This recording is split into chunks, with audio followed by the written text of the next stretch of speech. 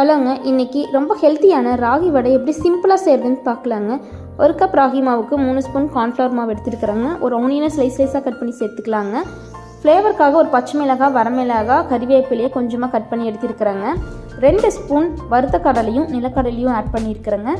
கொஞ்சமாக வீட்டில் அரைச்ச மிளகாய் தூள், தேவையான அளவு உப்பு ஆட் பண்ணி எல்லாத்தையும் ஒரு பரட்டிட்டு வரமாவை எடுத்து லைட்டாக டேஸ்ட் பண்ணி பார்க்கலாங்க. உப்பு காரம் அளவாக இருக்குதான்னு. பத்தலைன்னா சேர்த்திக்கலாங்க. ராகி வடைக்கு உப்பு எக்ஸ்ட்ராவாக போயிட்டால் கசப்படிக்குங்க.